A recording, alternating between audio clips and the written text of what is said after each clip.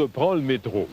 Il fait partie de notre quotidien comme l'arbre qu'on croise chaque jour en allant travailler, comme le journal que le livreur lance à toute volée sur la porte, comme la pluie et le beau temps. Pourtant, imaginons ce que seraient des villes comme Paris, Montréal, New York, sans ce moyen de transport rapide et surtout imperméable aux intempéries. Le métro façonne le tissu urbain depuis déjà une centaine d'années en Europe et en Amérique. Mais si, comme la taupe, il pénètre partout dans la chair de la ville, il est loin d'être aveugle. En fait, il nous mène à travers ses nombreux dédales sans jamais perdre le nord. Dans certaines municipalités où immeubles et complexes sont raccordés à une station, il parcourt même tout un champ culturel. Campus universitaire, théâtre, hôtels, restaurants, boutiques. Bref, l'expression métro, boulot, dodo prend ici une toute autre perspective. Les villes ont un lien symbiotique avec leur métro. L'une se reflète dans l'autre et inversement. Certains métros du monde sont une véritable cathédrale d'art. Ainsi, près de la moitié des 98 stations du métro de Stockholm ont été décorées par des artistes. Moscou, la magnifique, se prélasse dans une architecture souterraine digne des plus grands tsars. Et à Lille, on danse le French Cancan sur le quai au grand bonheur des voyageurs. Pendant qu'à Montréal, les travailleurs sont réveillés par les musiciens et leurs rigodons qui, le soir, les raccompagnent avec leurs ballades. Bref, jour après jour, dans les grandes artères métropolitaines, le métro bat au rythme de notre vie trépidante. Je vous invite donc à embarquer avec moi pour un tour du monde en métro.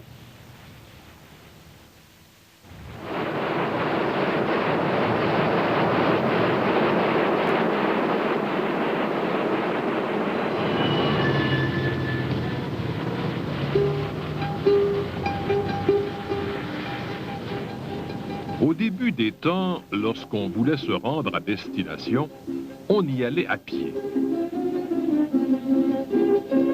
Quand ce n'était pas à quatre pattes.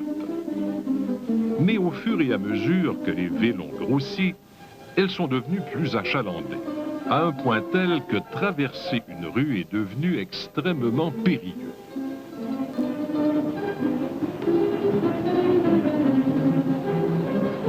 Actuellement, plus de 500 millions de véhicules motorisés de toutes sortes roulent à travers le monde. Ces envahisseurs rutinants exigent du piéton une patience d'ange. Immobile sur un coin, il a le temps d'assister à un déferlement hétéroclite de voitures avant que ces dernières ne condescendent enfin à le laisser passer sous leur nez. Les embouteillages font partie du quotidien des grandes agglomérations depuis belle lurette. Déjà, il y a 100 ans, Londres étouffait sous la circulation. Il n'est donc pas surprenant que des ingénieurs britanniques se soient penchés sur leur planche à dessin et aient songé à creuser plus loin pour trouver une solution. En 1861, Londres se met au boulot. Creuser des tranchées, poser des rails, couvrir l'ouvrage. Le 10 janvier 1863, la première rame est mise en branle et suscite aussitôt l'euphorie.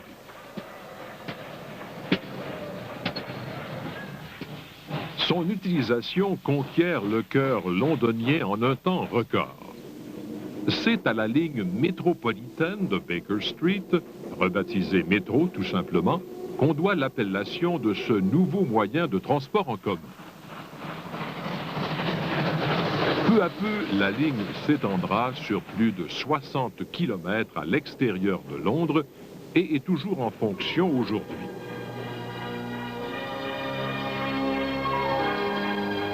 Le premier métro du monde a été inauguré il y a 120 ans.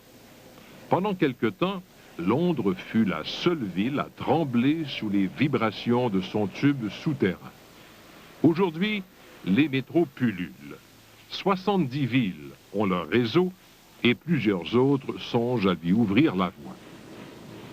Le métro est certainement le plus rapide et le plus économique des moyens de transport. Et selon les peuples qu'il transporte, il se métamorphose au gré de leurs besoins et de leurs aspirations. Pour des millions de gens à travers le monde, le métro est une nécessité de la vie, une façon sûre, confortable, rapide de traverser la ville d'un bout à l'autre. Chaque ville a construit son métro pour des raisons particulières. Londres, Paris, Stockholm, Lille, San Francisco, Budapest, Munich, Washington, Vienne, Moscou et bien sûr Montréal ont tous maintenant une fourmilière à grandeur humaine.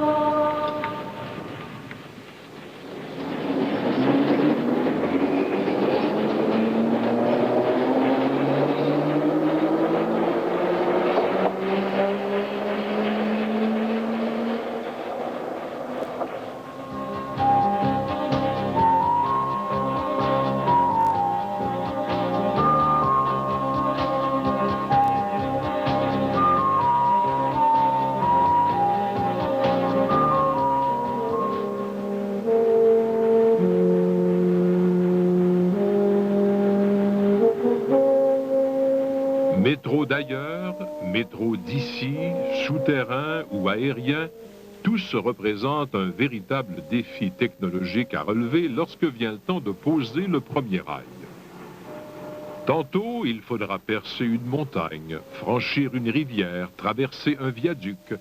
Tantôt, il faudra passer sous la mer, côtoyer une autoroute ou avancer sous un gratte-ciel. Et que dire des matériaux contre lesquels le tunnel devra se buter? Glaise, chaux, granit, calcaire, etc. Les ingénieurs des métros du monde ont su contourner tous ces obstacles lors de la mise en œuvre de leurs ouvrages.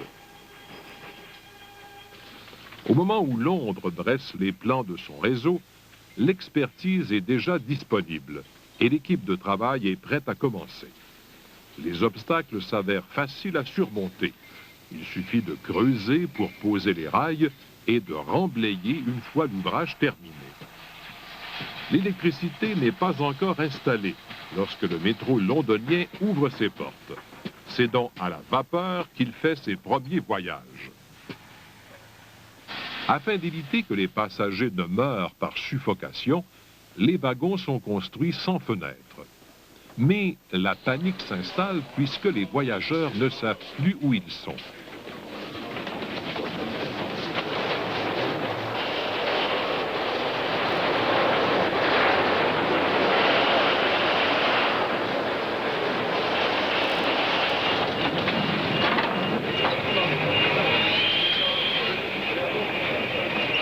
Le métro fait partie de l'histoire de Londres, comme Sherlock Holmes fait partie de Baker Street.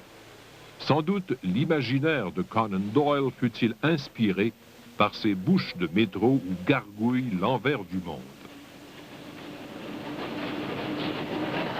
Même si on a modernisé le métro londonien, son charme perdure. Et il arrive le soir qu'on entende au loin les hurlements du chien de Baskerville.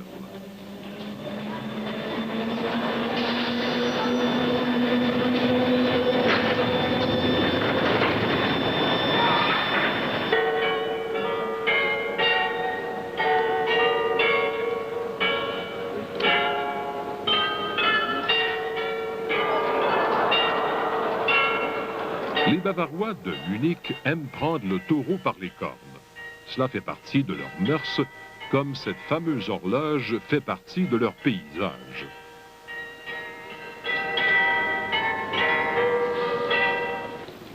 En fait, Munich est victime de sa propre popularité. Les Bavarois sont un peuple chaleureux et savent recevoir les gens d'ailleurs avec bonne humeur et générosité.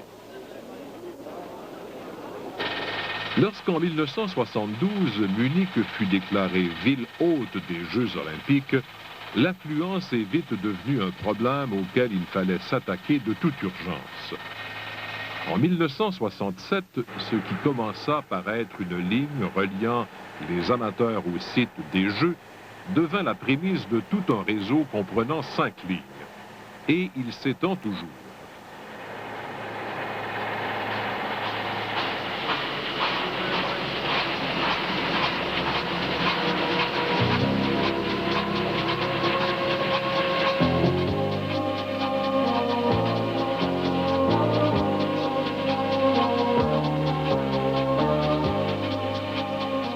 En Allemagne, l'éthique en milieu de travail admet les quarts de travail continus.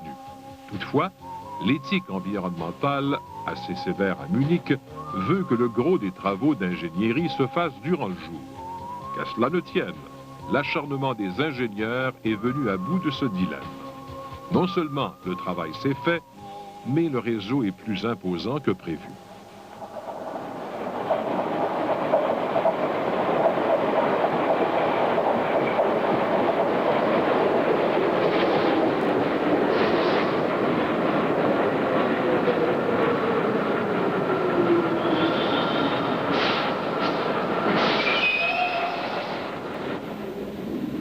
Le métro de Munich est plus rapide et fonctionnel qu'esthétique.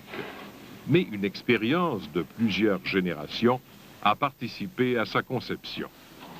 C'est une firme allemande qui a construit la première locomotive électrique, sortie de l'atelier en 1879 pour l'exposition industrielle de Berlin. L'engin roulait à 7 km/h et pouvait à peine tirer une rame de métro, encore moins un train rempli de passagers. Cette firme construit toujours les voitures pour le métro de Munich, mais là s'arrête la comparaison. Aujourd'hui, les voitures sont contrôlées par ordinateur et partiellement automatisées. Même si les opérateurs sont dans la cabine de conduite, les mouvements des trains sont réglés à partir d'un centre de commande. Rien n'est laissé au hasard ni à l'erreur humaine. Automatisé, sécuritaire, à l'abri de l'erreur humaine, voilà un moyen de transport rassurant.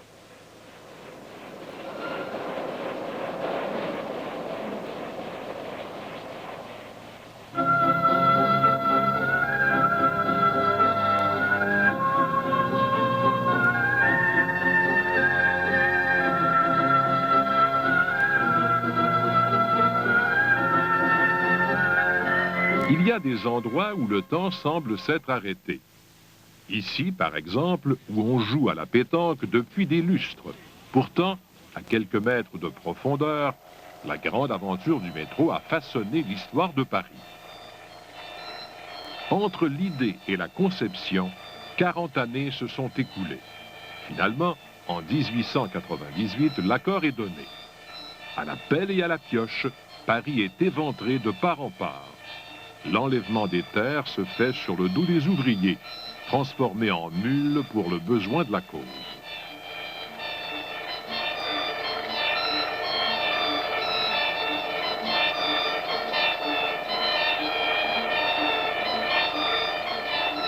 La première ligne de métro fut inaugurée en 1900 lors de l'exposition universelle. Elle est toujours en fonction aujourd'hui. Des citoyens de Paris, dont faisait partie Victor Hugo, étaient scandalisés à l'idée de voir des viaducs et des hangars souiller la beauté de leur ville chérie. Sans compter que les académiciens étaient horrifiés à l'idée d'être dérangés par le bruit infernal de cet engin qui leur filerait sous les pieds. Aussi, les architectes ont-ils rivalisé d'ingéniosité. La taupe ratoureuse contourna les polémiques et tous en furent fort aises. Si, à ses débuts, le métro de Paris faisait effectivement trembler la terre, depuis 1955, il roule sur pneumatique. Le confort fut grandement amélioré et le niveau sonore réduit. Aujourd'hui, 13 lignes de métro desservent 387 stations. et près de 5 millions d'usagers y transitent chaque jour.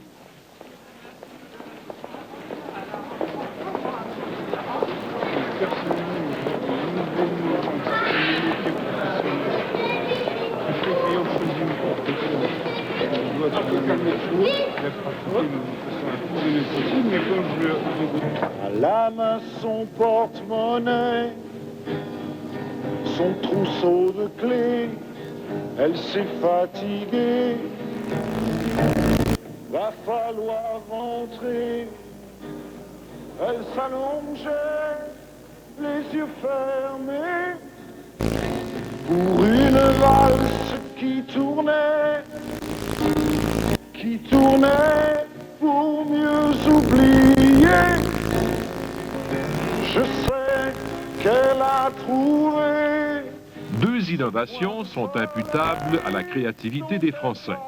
La technique du caisson, qui est en fait la fabrication de tunnels qu'on immerge ensuite sous la Seine, et la congélation du sol trop friable pour être creusé.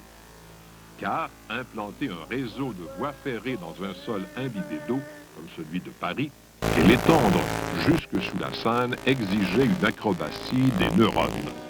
Ce fut un succès. Californie, terre des excès. Et à ce titre, San Francisco est la plus californienne des villes. Son tunnel immergé qui relie San Francisco à Oakland est le plus long du monde.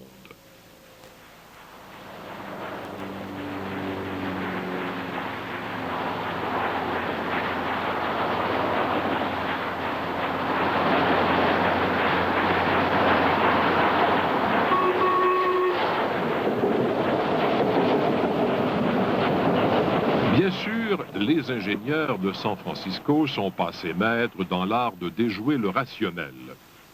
Qui donc oserait établir un système de tramway par câble dans une ville aussi noueuse que les Alpes? Et surtout, qui serait assez téméraire pour construire un métro souterrain à 2 secousses de la faille de Saint-Andréas? Ils sont fous, ces Américains, dirait Obélix. Pourtant, ça roule rondement.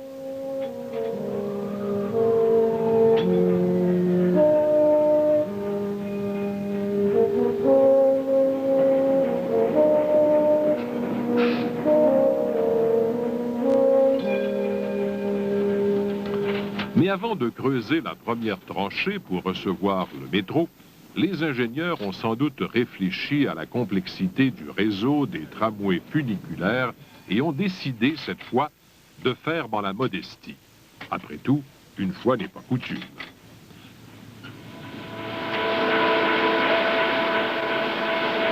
Les funiculaires trottinent dans les rues ensoleillées de San Francisco depuis au moins 100 ans, tirant des wagons à 15 km à l'heure par monts et par vaux.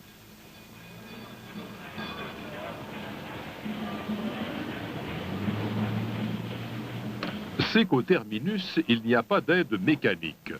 Tout se fait à partir d'une sorte de plaque tournante qui pousse et tire la remorque. Les voitures du métro doivent également être tournées. Le fait que la plaque soit surélevée dans les airs facilite la manœuvre.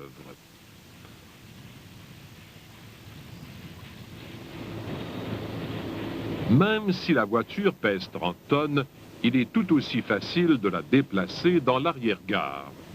Assembler une rame de métro ne demande qu'un seul opérateur.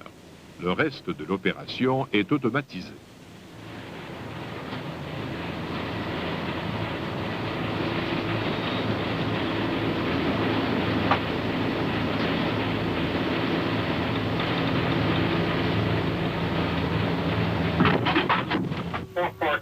Le temps où la force musculaire était impérative à la conduite des trains est révolu.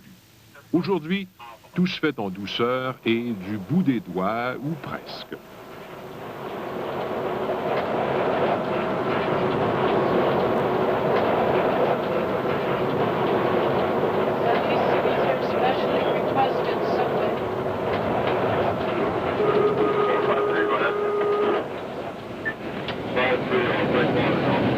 En fait, le contrôle de la rame est aux mains des régulateurs au centre de commande. va-et-vient des trains est réglé comme du papier à musique.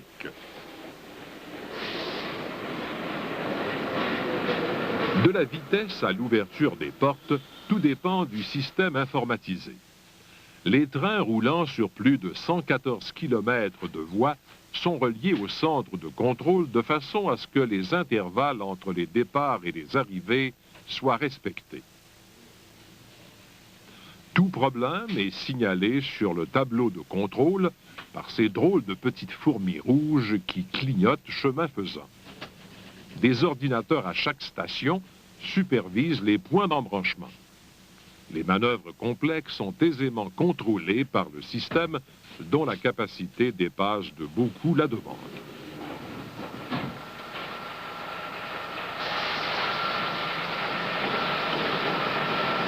En dépit de l'air climatisé dans les wagons, des sièges confortables et de la fréquence des rames, les automobilistes refusent de délaisser le cocon de leur voiture. Le métro le plus audacieux du monde devra peut-être se transformer en papillon pour attirer ces farouches individualistes. La décision de Budapest en 1870 de bâtir un petit réseau souterrain a fait sensation à travers le monde. À cette époque, peu de métros avaient vu le jour. On prétendait que ce concept était nocif pour la santé.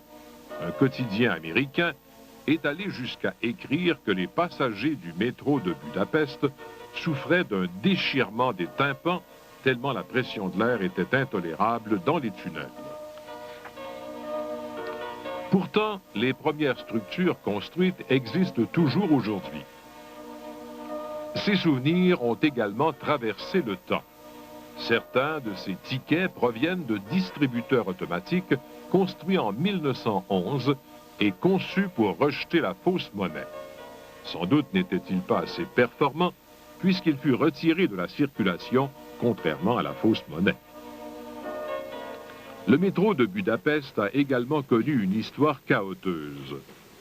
2 guerres mondiales ont marché sur la ville et l'ont laissée en ruine. Le fait que le métro ait survécu à la désolation de l'après-guerre est déjà une preuve tangible de la détermination du peuple hongrois. La reconstruction commença en 1950. La fin des travaux était prévue pour 1955. Mais la concrétisation d'un rêve traverse souvent un épisode cauchemardesque. Pour implanter le nouveau réseau, il a fallu écorcher les parcs et empiéter sur le lac. Mais l'urgence de la tâche compensa pour cette déprédation. La réalisation du métro de Budapest suscita vivement l'intérêt des Russes, qui envoyèrent quelques-uns de leurs meilleurs cerveaux. Malgré cette bonne volonté, tout ne coulait pas de source. L'argent vint à manquer. Puis il y eut le soulèvement des Hongrois en 1956.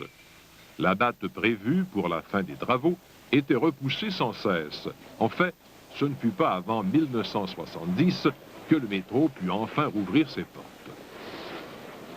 Maintenant, 1 demi-million de voyageurs prennent le métro de Budapest chaque jour. Plus qu'un simple moyen de faire l'aller-retour au travail, le métro est le pont ambulant entre les 2 rives du beau Danube bleu. Véritable cordon ombilical, il lie les 2 plus grandes stations ferroviaires de la capitale, desservant les grandes plaines et les régions avoisinantes du Danube de l'Europe centrale. Une autre section fut récemment ajoutée au réseau. De nouvelles voitures furent mises en service. Petit à petit, les pionniers du métro de Budapest sont en voie de reprendre le peloton de tête.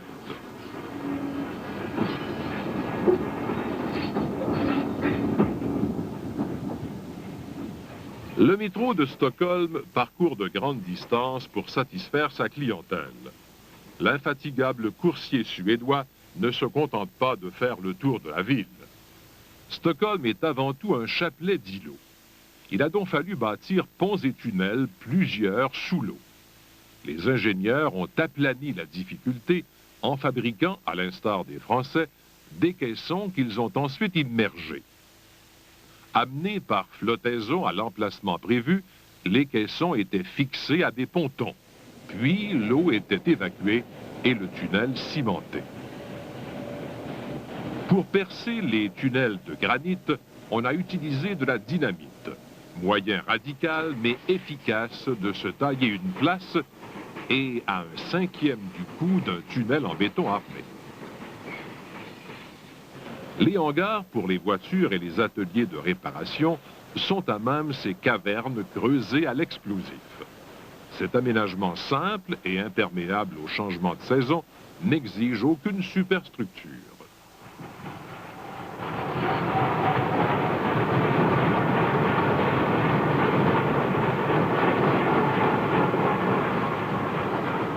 Les Suédois nous ont apporté la sensibilité des films de Bergman, la sensualité de leur massage et le bien-être de leur sauna. Leur métro est tout simplement un reflet de leur ingéniosité.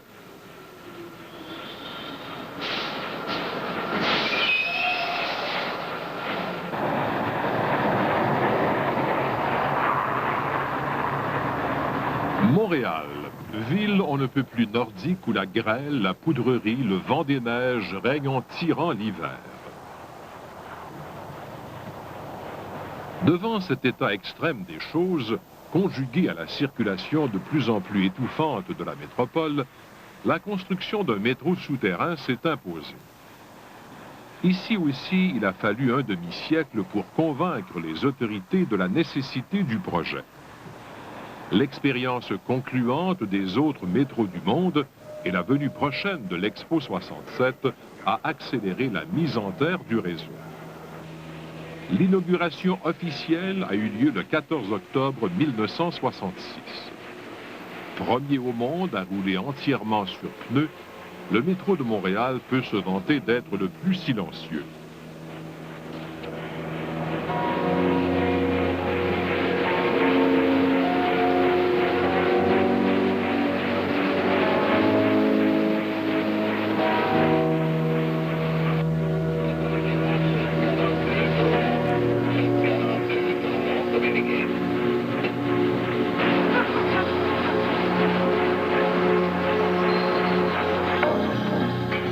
Montréal étant une île rocheuse, il existe deux catégories de stations. Celle où un tunnel a été creusé dans le roc solide et celle creusée en tranchée lorsque les tunnels passaient dans les sols friables ou près de la surface. La terre et le roc retirés pendant la construction du métro ont servi à agrandir les îles Notre-Dame et Sainte-Hélène ainsi que la Ronde, site de l'exposition universelle de 1967.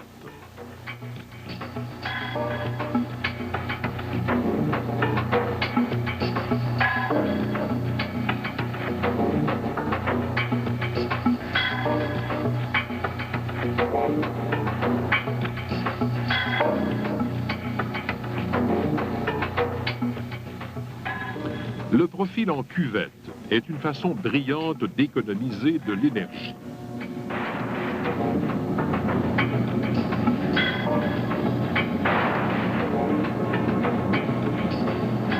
Au départ de la rame, il favorise une accélération plus rapide et à l'arrêt, par une décélération, il facilite le freinage.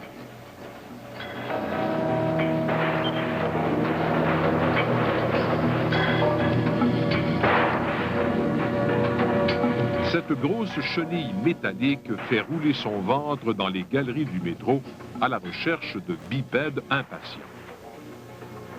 Les stations de métro sont pour la plupart rapprochées.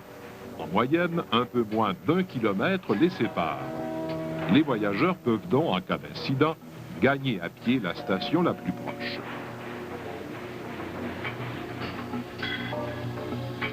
Le métro de Montréal est presque entièrement automatisé. À proximité de la station de métro Berry-UQAM, au centre Providence, le cerveau de la taupe dirige tout. C'est à partir des ordinateurs du poste de commande et de contrôle centralisé que sont réglés les itinéraires des trains. À l'aide d'un tableau optique, les régulateurs peuvent suivre le mouvement des voitures.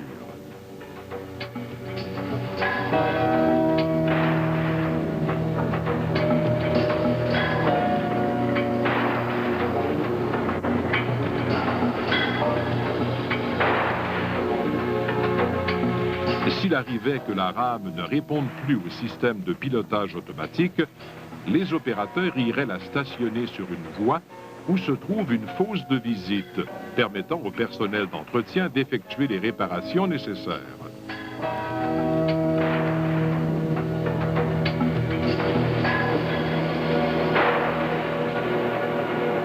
Aujourd'hui, avec ses 4 lignes de métro et ses 65 stations réparties sur 60 km, le métro est devenu le noyau du transport en commun sur l'île de Montréal.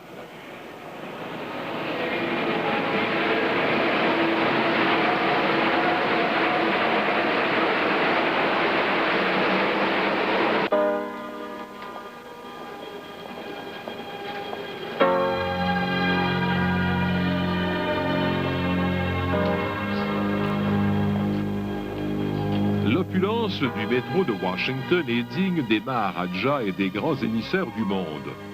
Sorti de la table d'essaim de designers renommés, le métro de Washington est une merveille sur rail. Par ailleurs, les architectes se sont appliqués à économiser l'espace souterrain en aménageant à même les structures des stations des mezzanines sur plusieurs niveaux. Toujours soucieux de servir une clientèle extrêmement mobile, le métro de Washington a couplé son réseau à celui du service en surface, les métrobus. Le lien entre les stations et les différents édifices gouvernementaux et autres bureaux connexes est donc rapide et efficace. C'est presque du porte-à-porte. Partout dans le monde, persuader les gens de prendre le métro est la voie de l'avenir. Mais à Washington, c'est impérieux. Frayant seul entre les 2 voies réservées aux automobiles pressées, le métro de Washington rejoint le cœur de la banlieue. Lors des embouteillages, son insolente liberté fait rêver certains conducteurs. Mais entre le rêve et la réalité, il y a la ferveur incontournable de l'automobile. Et devant cela, même le plus beau métro du monde ne peut que se prosterner. À Vienne, au début du 19e siècle, le tramway était roi. Mais sa tyrannie posait problème.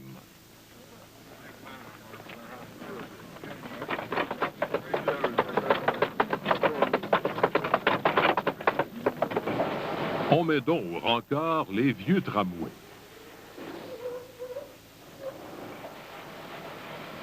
En lieu et place, 3 lignes de métro qui ondulent et s'enroulent autour de la ville, s'engouffrant dans les tunnels pour ressurgir fièrement dans une petite station comme celle-ci. Si on a voulu pratiquer un lifting sans pour autant traumatiser Vienne, c'est dans le but de préserver la dignité de cette vieille dame qui en a déjà vu tant d'autres au cours de sa vie. En débarrassant la ville des tramways qui la défigurent, on a voulu désengorger ses artères afin que les gens prennent le temps de s'arrêter et d'admirer les vieux charmes toujours irrésistibles de cet ancêtre.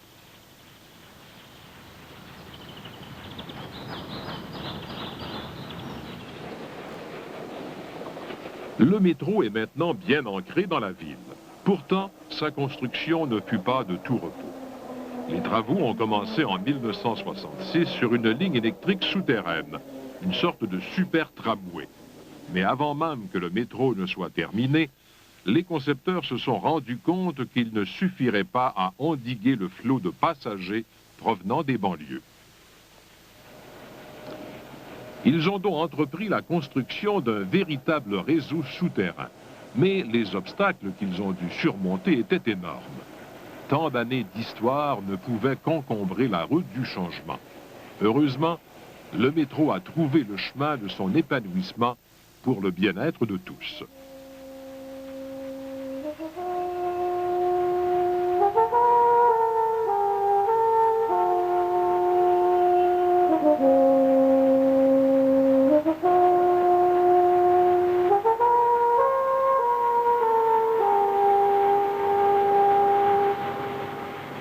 Au cœur des Flandres françaises, à 300 km de Paris, l'île possède dans son enceinte le premier métro au monde entièrement automatique.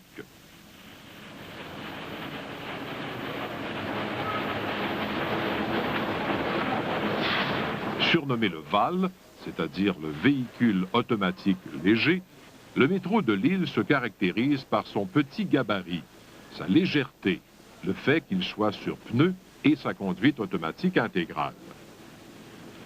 Quand on voit arriver à bon port ces voitures sans conducteur, qu'on entend les portes palières s'ouvrir et se fermer juste au bon moment, comme par magie, on a l'impression d'avoir le pied dans la science-fiction. Pour les Lillois, prendre le VAL est aussi naturel qu'ouvrir le robinet de leur baignoire. Avec ses 18 stations, dont 5 aériennes et 13 souterraines, le métro de Lille représente une innovation technologique dans un environnement de grande qualité esthétique et artistique.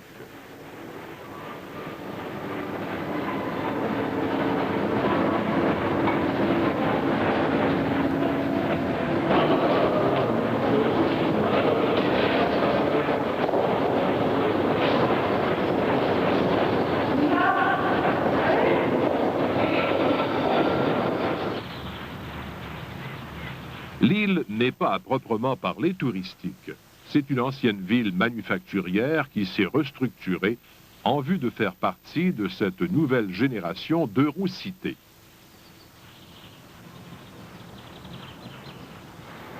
Déjà, on y rencontre des spécialistes provenant de divers champs d'expertise venus étudier le métro le plus avant-gardiste du monde.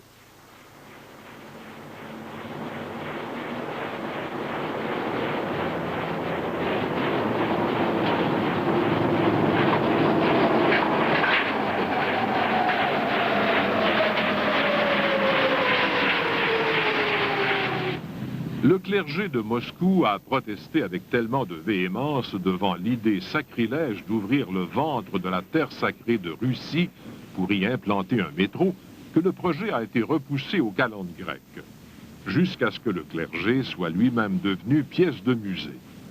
Le métro put alors prendre de l'expansion en toute sérénité. Le métro de Moscou est un coffret qui renferme le plus spectaculaire des bijoux en matière d'architecture. Lénine avait désiré faire de ce symbole des travailleurs un hymne à la grandeur de l'humanité, et il y a réussi. Quand il fut inauguré en 1935, le métro de Moscou faisait 11 km de long et s'arrêtait à 13 stations.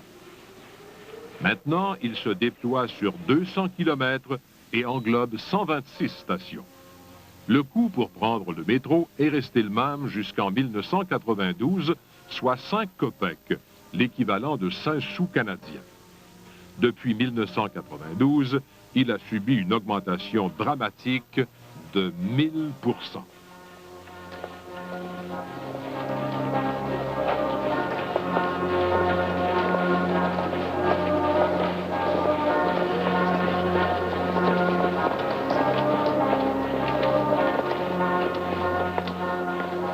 Le métro de Moscou est un spectacle grandiose. Voici la station Novoslobodskaya en plein cœur de Moscou. Ses couloirs sont aussi longs que son nom. La décoration témoigne de ce qui a fait du métro de Moscou un chef-d'œuvre d'architecture.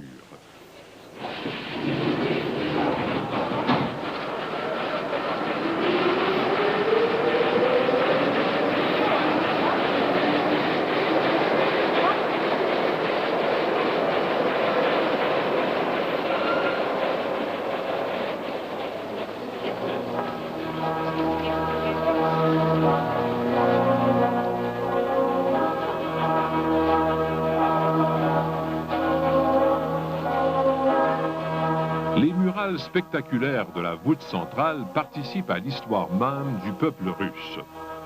Ici, une série de panneaux lumineux brosse l'histoire de la conquête de l'espace soviétique, un sujet qui fascine toujours et pour laquelle les Russes semblent avoir une prédisposition naturelle.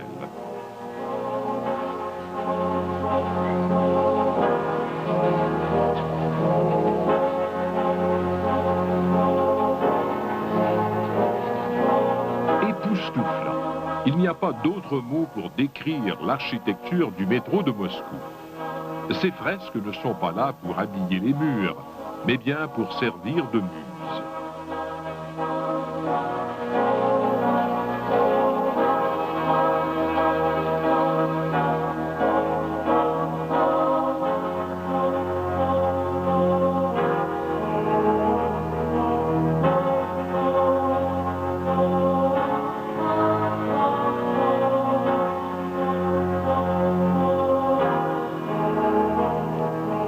Les artistes ont toujours occupé une place privilégiée dans la société moscovite. Et dans le métro, ils ont une niche toute spéciale qui leur est destinée. Ils en ont fait bénéficier le peuple avec générosité.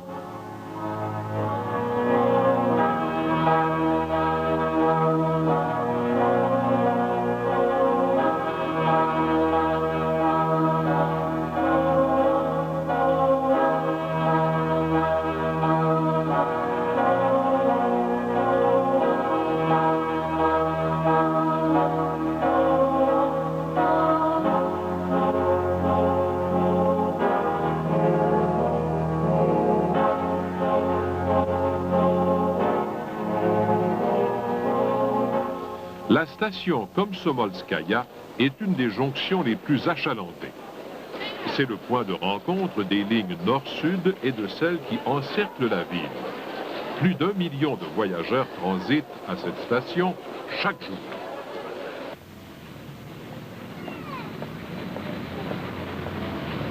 Retournons à Paris, la ville lumière.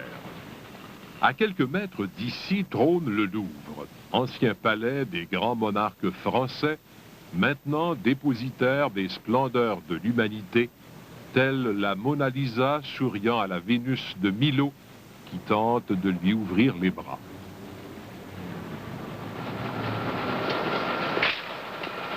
Mais vous n'avez pas à sortir du métro pour vivre cette expérience sublime, puisque l'art vient à sa rencontre et transforme les stations en galeries.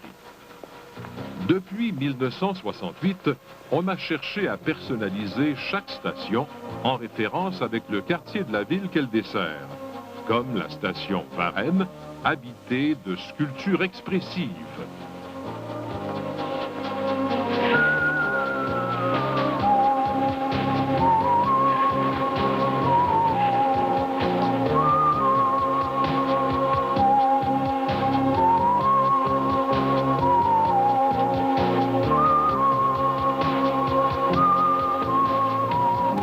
Comme celle-ci, où le fleuve éclabousse les murs de sa couleur romantique.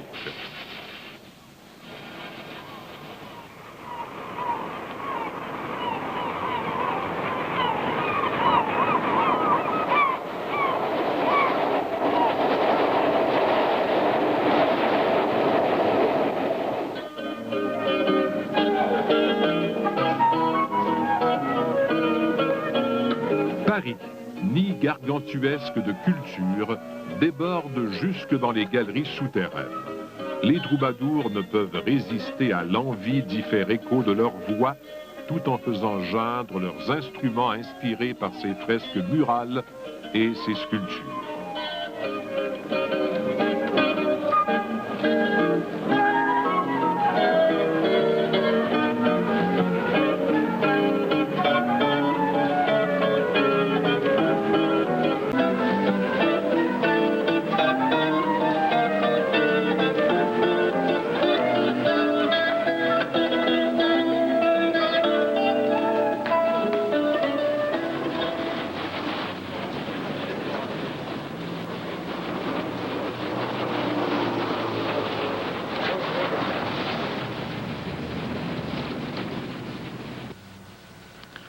Sans vouloir supplanter Paris la coquette, le métro de Stockholm regorge d'œuvres d'art.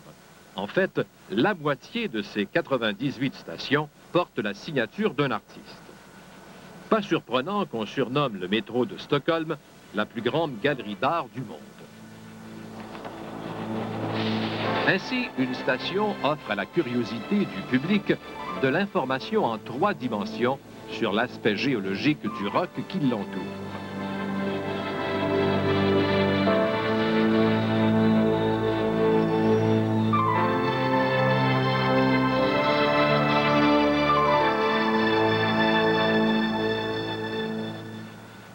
Le scientifique Alfred Nobel a également mis son génie à contribution.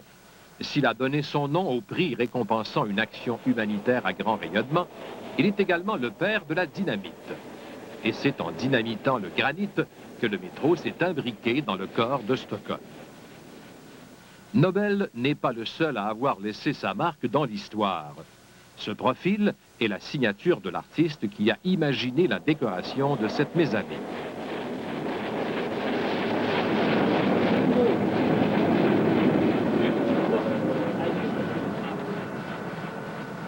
Les Suédois, si soucieux de la qualité de leur environnement, ont imbibé de verre les parois de la station Solna Centrum pour souligner l'importance du respect de la vie. Alors que le rouge symbolise la force de destruction qu'on peut retrouver à la surface.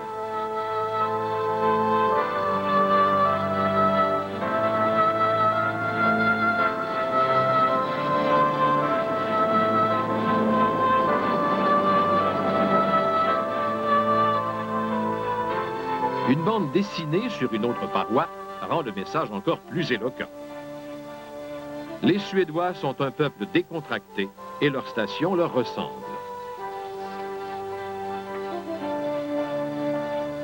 Ailleurs, certaines images pourraient faire sourciller, mais ici, elles s'harmonisent fort bien avec l'ambiance.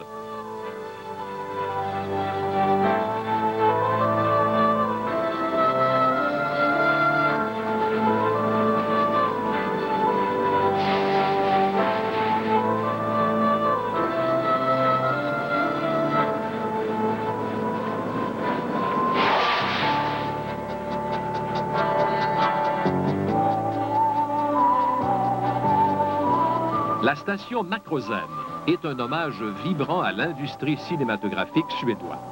Ingmar Bergman et son équipe ont même gravé leur nom sur le quai. Nous pouvons également apercevoir des photos tirées de certains films de Bergman.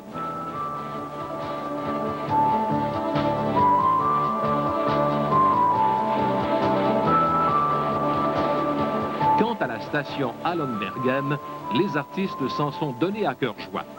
En effet, ce sont des petits doigts d'enfants qui ont recouvert les murs de dessins et de lettres.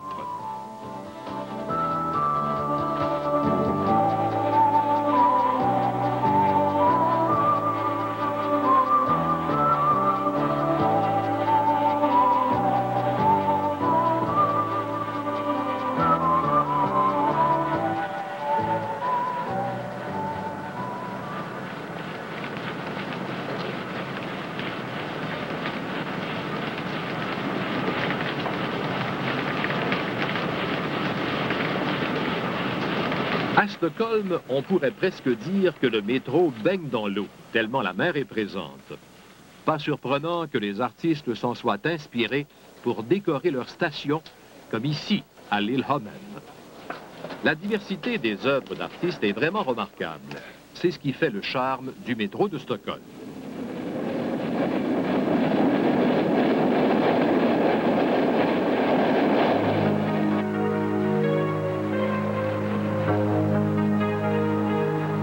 Montréal, quoique moins fervente envers ses artistes que Stockholm, leur a tout de même réservé un mur, une voûte, quelquefois même un couloir.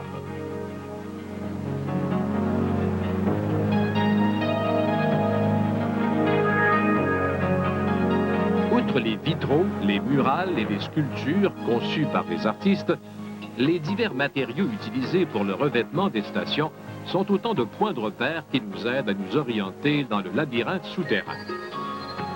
Afin de donner plus de vie au métro de Montréal, les architectes ont cherché à utiliser autant que possible l'éclairage extérieur.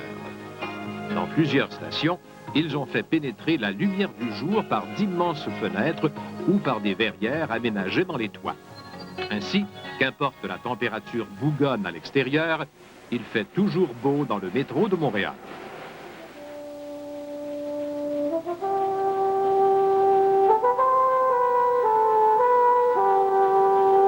Si on compare l'architecture gothique de la plupart des édifices de l'île à l'architecture de son hôtel de ville, on ne peut que sursauter devant cet anachronisme.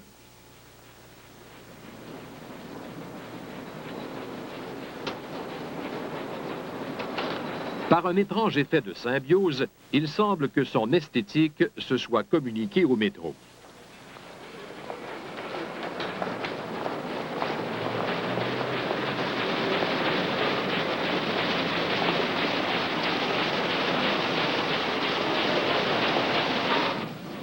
En pénétrant dans les entrailles de l'île, on se rend compte que le concept même du métro est étranger à la grisaille de cette ville ouvrière. Les stations sont tout simplement lumineuses. Des trous dans les dalles supérieures maintiennent une communication directe et permanente avec la surface. Les architectes ont exploité au maximum les ressources naturelles. Des puits de lumière et des volumes en verre étoilé captent la lumière extérieure et la diffusent au niveau des quais.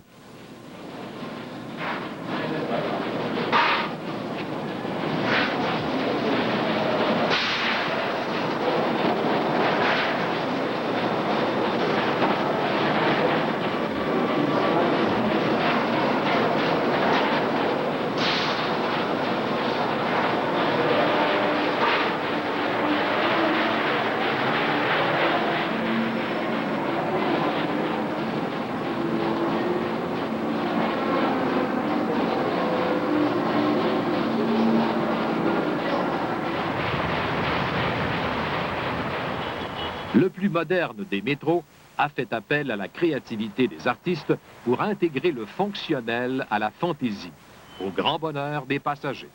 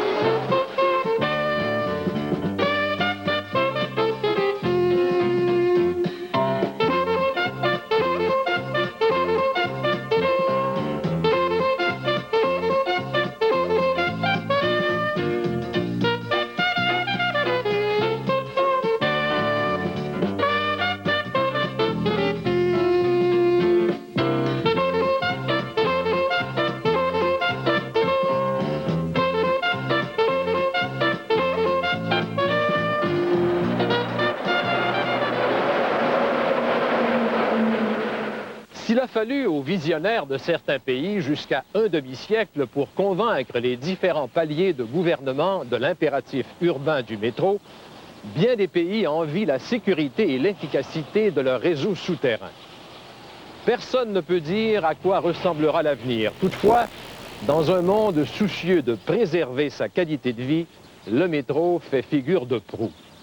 Véritable taupe qui travaille silencieusement et sans relâche à nous mener à nos va-et-vient quotidiens, le métro est non polluant, insensible aux caprices de la nature et économique. Il sillonne les entrailles de la ville en rendant hommage à ces bâtisseurs ingénieux qui ont réussi à percer le secret du granit, à traverser les montagnes et à franchir les fleuves. Chaque fois que l'humanité a cru suffisamment à ses rêves pour les réaliser, elle a repoussé les frontières de l'impossible.